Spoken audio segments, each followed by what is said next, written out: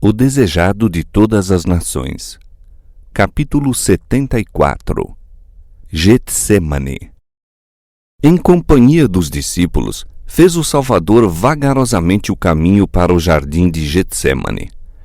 A lua pascual, clara e cheia, brilhava num céu sem nuvens. Silenciara a cidade de tendas de peregrinos. Jesus estivera conversando animadamente com os discípulos, instruindo-os. Mas, ao aproximar-se do Getsêmani, tornou-se estranhamente mudo.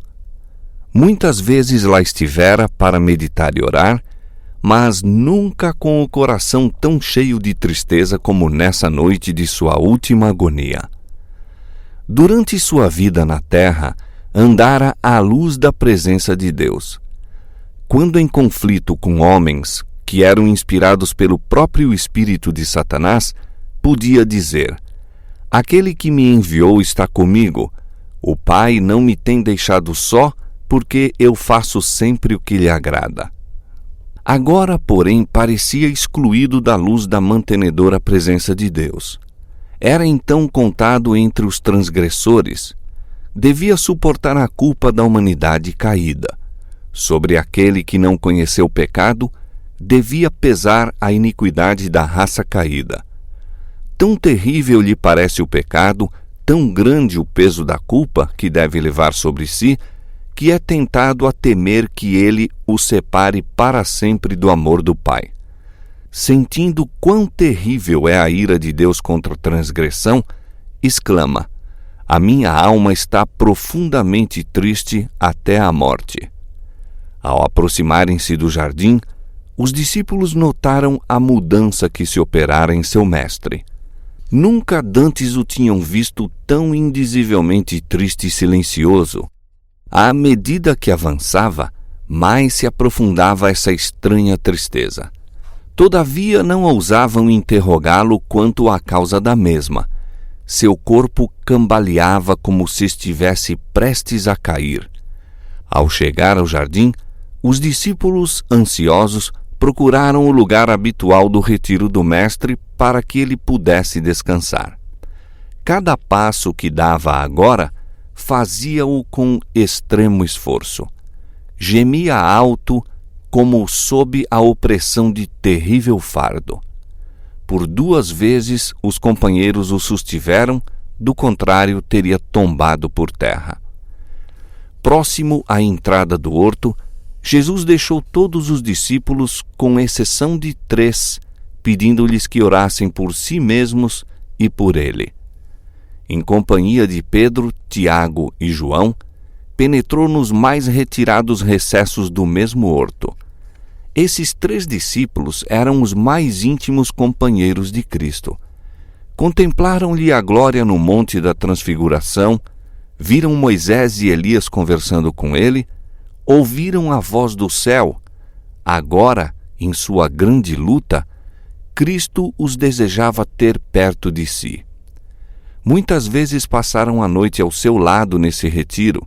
Nessas ocasiões, depois de um período de vigília e oração, costumavam dormir imperturbados a pequena distância do Mestre, até que os despertava pela manhã para irem novamente ao trabalho.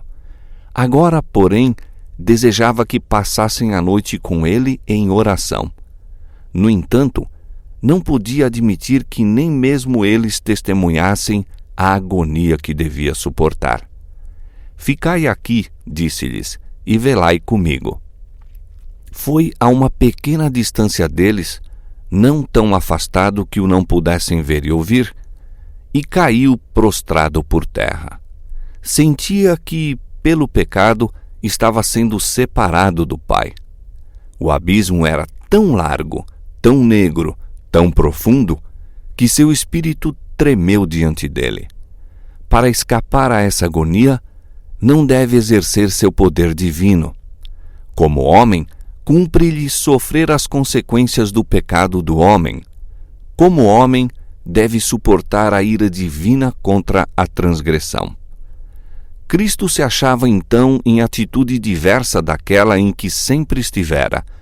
Seus sofrimentos podem melhor ser descritos nas palavras do profeta: Ó espada, ergue-te contra o meu pastor e contra o varão que é meu companheiro, diz o Senhor dos Exércitos.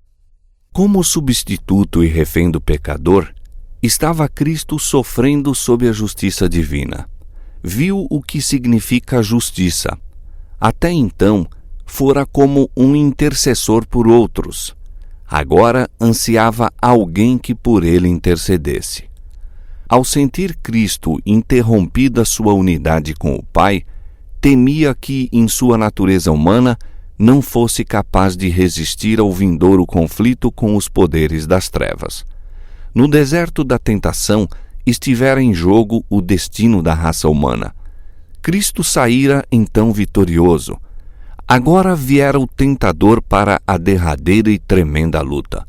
Para isso se preparara ele durante os 3 anos de ministério de Cristo. Tudo estava em jogo para ele. Falhasse aqui, e estava perdida sua esperança de domínio. Os reinos do mundo tornar-se-iam afinal possessão de Cristo. Ele próprio seria derrotado e expulso.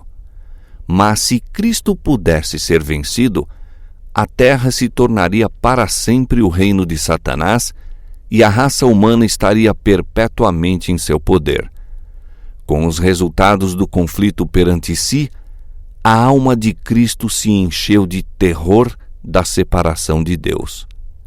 Satanás dizia-lhe que, se tornasse o penhor de um mundo pecaminoso, seria eterna separação.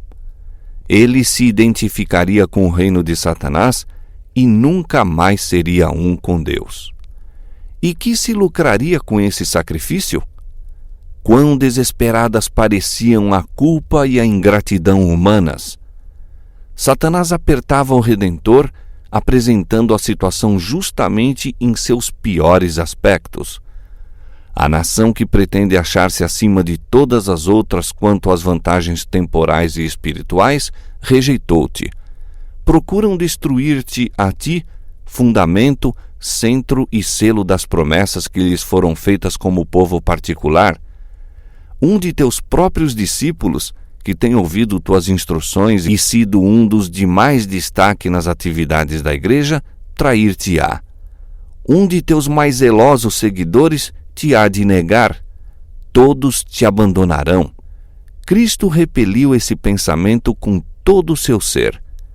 Que aqueles a quem empreendera salvar, aqueles a quem tanto amava, se unissem aos tramas de Satanás, isto lhe traspassava a alma. Terrível era o conflito. Media-se pela culpa da nação, de seus acusadores e traidor, pela culpa de um mundo imerso na impiedade. Os pecados dos homens pesavam duramente sobre Cristo e esmagava-lhe a alma o sentimento da ira divina. Contemplai-o considerando o preço a ser pago pela alma humana. Em sua agonia, apega-se ao solo frio como a impedir de ser levado para longe de Deus. O enregelante orvalho da noite cai-lhe sobre o corpo curvado, mas não atenta para isso. De seus pálidos lábios irrompe o amargo brado: Meu Pai, se é possível, passe de mim esse cálice. Mas mesmo então acrescenta: Todavia, não como eu quero, mas como tu queres. O coração humano anseia simpatia no sofrimento. Esse anseio experimentou o Cristo até ao mais profundo de seu ser. Na suprema angústia de sua alma, foi ter com os discípulos com aflitivo desejo de ouvir algumas palavras reconfortantes daqueles a quem tantas vezes concedera bênçãos e conforto e escudara na dor e na aflição. Aquele que para eles tivera sempre expressões de simpatia, sofria agora sobre-humana dor e almejava saber que estavam orando por ele e por si mesmos. Quão negra se lhe afigurava a malignidade do pecado! Terrível foi a tentação de deixar que a raça humana sofresse as consequências de sua própria culpa e ficasse ele inocente diante de Deus. Se tão somente soubesse que os discípulos compreendiam e avaliavam isso, seria fortalecido. Erguendo-se num doloroso esforço, dirigiu-se cambaleante ao lugar onde deixara os companheiros, mas achou-os adormecidos. Houvesse-os encontrado em oração e ter-se-ia sentido aliviado. Estivessem buscando refúgio em Deus para que as forças satânicas não prevalecessem sobre eles, e Jesus se teria sentido confortado por sua firme fé. Mas não deram ouvidos à repetida advertência: vigiai e orai. A princípio ficaram perturbados ao ver o mestre, de ordinário tão calmo e de tanta compostura, lutando com uma dor que estava além da compreensão. Tinham orado enquanto ouviram os grandes clamores do sofredor. Não pretendiam abandonar seu Senhor, mas pareciam paralisados por um torpor que teriam sacudido de si caso houvessem continuado a rogar a Deus. Não compreendiam a necessidade de vigilância e fervorosa súplica a fim de resistir à tentação. Mesmo antes de se dirigir para o horto, Jesus dissera aos discípulos: todos vós esta noite vos escandalizareis em mim. Haviam-lhe assegurado firmemente que o acompanhariam à prisão e à morte, e o pobre, presunçoso Pedro acrescentara: ainda que todos te escandalizem em ti, eu nunca me escandalizarei. Mas os discípulos confiavam em si mesmos. Não olharam para o poderoso ajudador, como Cristo os aconselhara a fazer. Assim, quando o Salvador se encontrava em mais necessidade das simpatias e orações deles, foram achados dormindo. Mesmo Pedro dormia. E João, o amorável discípulo que se reclinara ao peito de Jesus, estava adormecido. Certamente o amor de João por seu mestre o deveria ter mantido desperto. Suas fervorosas orações se deveriam ter misturado às do amado Salvador no momento de sua suprema aflição. O Redentor passara noites inteiras orando pelos discípulos para que sua fé não desfalecesse. Fizesse Jesus agora a Tiago e a João a pergunta que uma vez lhes dirigira: podeis vós beber o cálice que eu hei de beber e ser batizados com o batismo com que eu sou batizado? E eles não teriam ousado responder: podemos.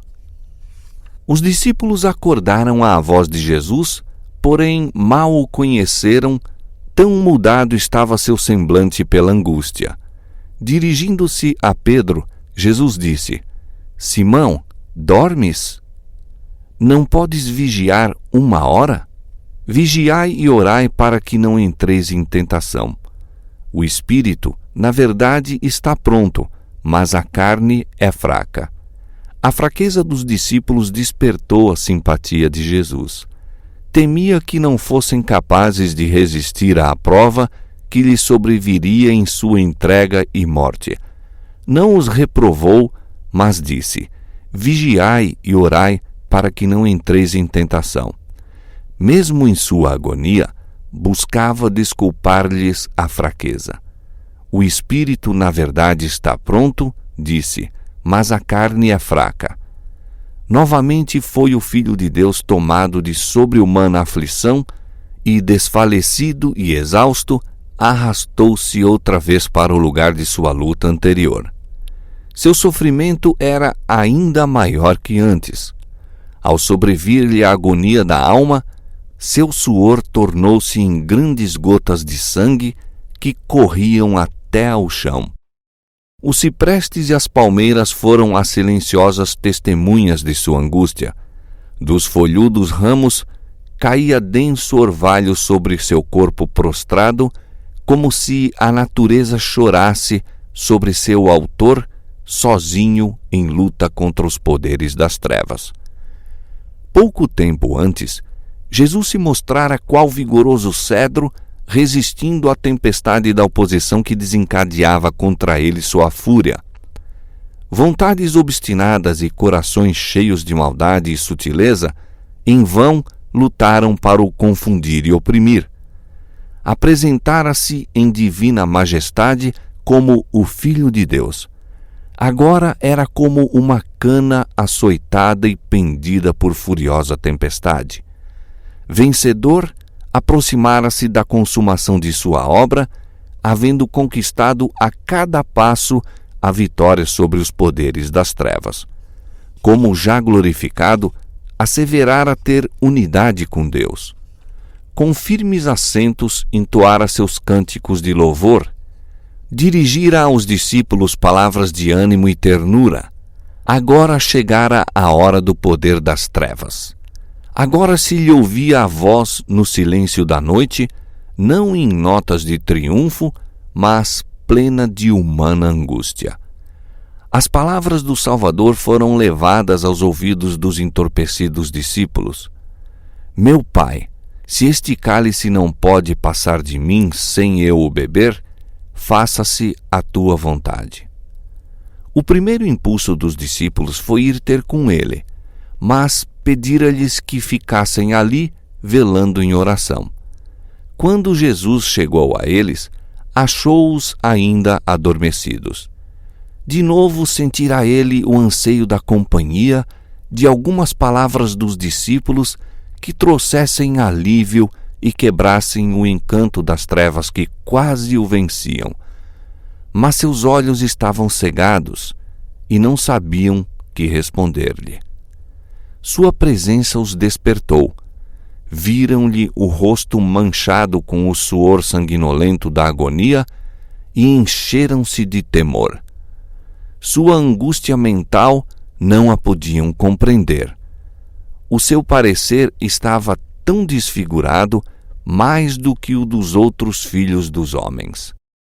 Voltando, Jesus tornou a procurar o seu retiro, caindo prostrado, vencido pelo horror de uma grande treva. A humanidade do Filho de Deus tremia naquela probante hora.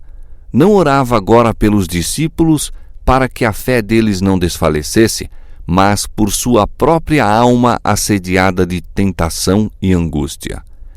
O tremendo momento chegara, aquele momento que decidiria o destino do mundo. Na balança oscilava a sorte da humanidade. Cristo ainda podia, mesmo então, recusar beber o cálice reservado ao homem culpado. Ainda não era demasiado tarde. Poderia enxugar da fronte o suor de sangue e deixar perecer o homem em sua iniquidade. Poderia dizer: receba o pecador o castigo de seu pecado, e eu voltarei a meu Pai. Beberá o Filho de Deus o amargo cálice da humilhação e da agonia? Sofrerá o inocente as consequências da maldição do pecado para salvar o criminoso? Trêmulas caem as palavras dos pálidos lábios de Jesus. Meu Pai, se este cálice não pode passar de mim sem eu o beber, faça-se a tua vontade. 3 vezes proferiu essa oração. 3 vezes recuou sua humanidade do derradeiro, supremo sacrifício. Surge, porém, então, a história da raça humana diante do Redentor do mundo. Vê que os transgressores da lei, se deixados a si mesmos, têm de perecer. Vê o desamparo do homem. Vê o poder do pecado. As misérias e os ais do mundo condenado erguem-se ante ele. Contempla-lhe a sorte iminente e decide-se. Salvará o homem, custe o que custar de sua parte. Aceita seu batismo de sangue para que, por meio dele, milhões de almas a perecer obtenham a vida eterna. Deixou as cortes celestiais, onde tudo é pureza, felicidade e glória, para salvar a única ovelha perdida, o único mundo caído pela transgressão, e não se desviará de sua missão. Tornar-se-á a propiciação de uma raça que quis pecar. Sua prece agora respira apenas submissão. Se este cálice não pode passar de mim sem eu o beber, faça-se a tua vontade. Havendo tomado a decisão, cai moribundo no solo do qual se erguera parcialmente. Onde se achavam então os discípulos para pôr ternamente as mãos sobre a cabeça do desfalecido mestre e banhar aquela fronte, na verdade mais desfigurada do que a dos outros filhos dos homens? O Salvador pisou sozinho o lagar e do povo nenhum com ele havia. Mas Deus sofria com seu filho. Anjos contemplavam a agonia do Salvador. Viam seu Senhor circundado de legiões das forças satânicas, sua natureza vergada ao peso de misterioso pavor que todo o fazia tremer. Houve silêncio no céu. Nenhuma harpa soava. Pudessem os mortais ter testemunhado o assombro das hostes angélicas quando, em silenciosa dor, observavam o Pai retirando de seu bem-amado Filho os raios de luz, amor e glória, e melhor compreenderiam quão ofensivo é aos seus olhos o pecado. Os mundos não caídos e os anjos celestiais vigiavam com intenso interesse o conflito que se aproximava do desfecho. Satanás e suas hostes do mal, as legiões da apostasia, seguiam muito atentamente essa grande crise na obra da redenção. Os poderes do bem e do mal aguardavam para ver qual a resposta que seria dada à oração de Cristo 3 vezes repetida. Os anjos anelavam trazer alívio ao divino sofredor, mas isso não podia ser. Nenhum meio de escape havia para o Filho de Deus. Nessa horrível crise, quando tudo estava em jogo, quando o misterioso cálice tremia nas mãos do sofredor, abriu-se o céu, refugiu uma luz por entre a tempestuosa treva da hora da crise, e o poderoso anjo que se acha na presença de Deus, ocupando a posição da qual Satanás caíra, veio para junto de Cristo. O anjo não veio para tomar-lhe o cálice das mãos, mas para fortalecê-lo a fim de que o bebesse com a certeza do amor do Pai. Veio para dar força ao divino humano suplicante. Ele lhe apontou os céus abertos, falando-lhe das almas que seriam salvas em resultado de seus sofrimentos.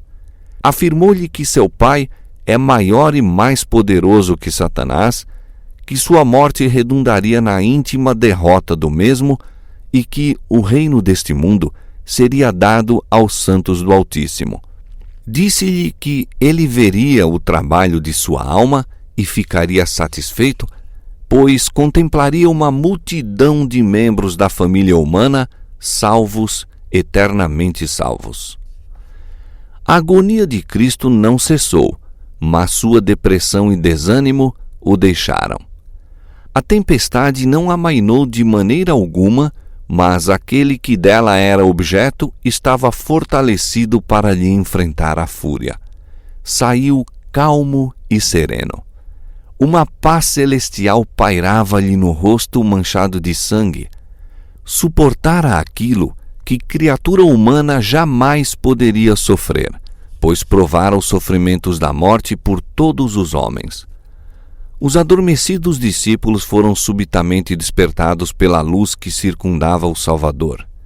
Viram o anjo inclinado sobre o prostrado mestre, viram-no erguer a cabeça do Salvador sobre seu seio e apontar para o céu. Ouviram-lhe a voz, qual música suave, proferindo palavras de conforto e esperança. Os discípulos recordaram a cena do Monte da Transfiguração. Lembraram a glória que, no templo, envolvera Jesus e a voz de Deus que falara da nuvem. Agora se revelava aquela mesma glória e não tiveram mais temor pelo Mestre. Ele se achava sob o cuidado de Deus. Um poderoso anjo fora enviado para o proteger. Novamente, os discípulos, em sua fadiga, cedem àquele estranho torpor que os domina. novamente Jesus vai os encontrar adormecidos. Contemplando-os dolorosamente, diz ele: Dormi agora e repousai. Eis que é chegada a hora e o Filho do Homem será entregue nas mãos dos pecadores. Mesmo ao proferir essas palavras, ouviu as pisadas da turba que vinha em sua procura e disse: Levantai-vos, partamos, eis que é chegado o que me trai. Nenhum vestígio de sua recente agonia se podia divisar ao adiantar-se Jesus para enfrentar o traidor. Achando-se à frente dos discípulos, disse: A quem buscais? Responderam: A Jesus Nazareno. Jesus disse: Sou eu. Ao serem proferidas essas palavras, o anjo que há pouco estivera confortando a Jesus interpôs-se entre ele e a multidão. Uma luz divina iluminou o rosto do Salvador e uma como que pomba pairou sobre ele. Em presença dessa divina glória, a turba assassina não pôde permanecer um momento. Cambalearam em recuo. Sacerdotes, anciãos, soldados e o próprio Judas caíram como mortos por terra. O anjo retirou-se e dissipou-se a luz. Jesus tivera oportunidade de escapar, mas permaneceu calmo e senhor de si. Como pessoa glorificada, ficou em meio daquele bando endurecido, agora prostrado e impotente a seus pés. Os discípulos contemplavam tudo silenciosos, com admiração e respeitoso temor. Rapidamente, porém, mudou a cena. A turba ergueu-se. Os soldados romanos, os sacerdotes e Judas reuniram-se em redor de Cristo. Pareciam envergonhados de sua fraqueza e receosos de que ele ainda escapasse. Novamente fez o Redentor a pergunta: A quem buscais? Tinham tido a prova de que aquele que se achava diante deles era o Filho de Deus, mas não se queriam convencer. À pergunta: A quem buscais? Tornaram a responder: A Jesus Nazareno. O Salvador disse então: Já vos disse que sou eu. Se vós me buscais a mim, deixai ir estes. E apontou aos discípulos.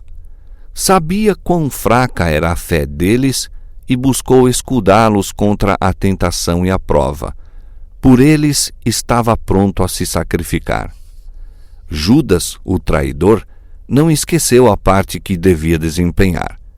Quando a turba penetrou no horto, fora ele que a conduzira, seguido de perto pelo sumo sacerdote.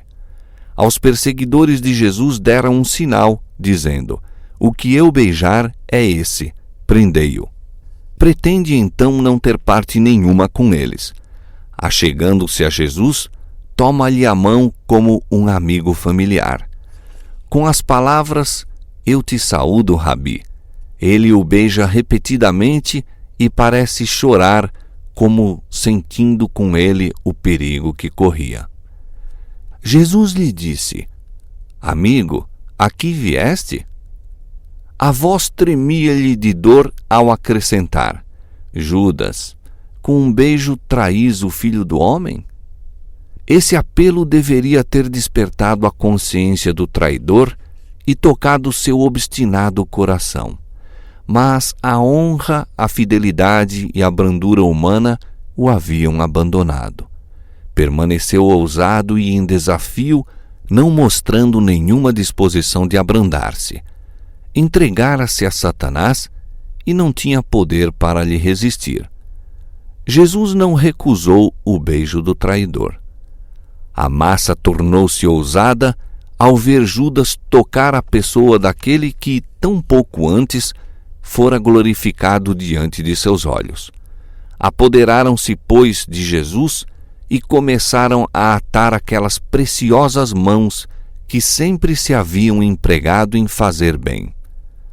Os discípulos haviam julgado que o mestre não sofreria ser aprisionado, pois o mesmo poder que fizera com que os da turba caíssem como mortos, mantê-los-ia impotentes até que Jesus e seus companheiros escapassem.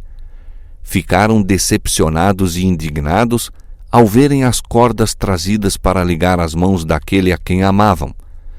Em sua indignação, Pedro puxou precipitadamente da espada e procurou defender o mestre, mas apenas cortou uma orelha do servo do sumo sacerdote. Quando Jesus viu o que fora feito, soltou as mãos, ainda que firmemente presas pelos soldados romanos, e dizendo: "Deixai-os, basta", tocou a orelha e esta sarou instantaneamente. Disse então a Pedro: "Mete no seu lugar a tua espada, porque todos os que lançarem mão da espada, a espada morrerão. Ou pensas tu que eu não poderia rogar agora a meu Pai, e que ele não me mandaria mais de 12 legiões de anjos? Uma legião em lugar de cada um dos discípulos. Oh, por que pensaram os discípulos, não se salva ele a si mesmo e a nós?" Respondendo a seu pensamento não expresso, acrescentou: "Como, pois, se cumpririam as Escrituras, que dizem que assim convém que aconteça? Não beberei eu o cálice que o Pai me deu?" A dignidade oficial dos guias judaicos não os impediu de se unirem à perseguição de Jesus. Sua prisão era coisa demasiado importante para ser confiada a subordinados. Os astutos sacerdotes e anciãos se juntaram à polícia do templo e à plebe para seguir Judas ao Getsêmane. Que companhia para aqueles dignitários se unirem! Uma turba ávida de excitação e armada com toda espécie de instrumentos, como para perseguir um animal selvagem. Voltando-se para os sacerdotes e anciãos, Cristo neles fixou o penetrante olhar. As palavras que ele proferiu jamais as esqueceriam enquanto vivessem. Foram como setas agudas do Todo-Poderoso.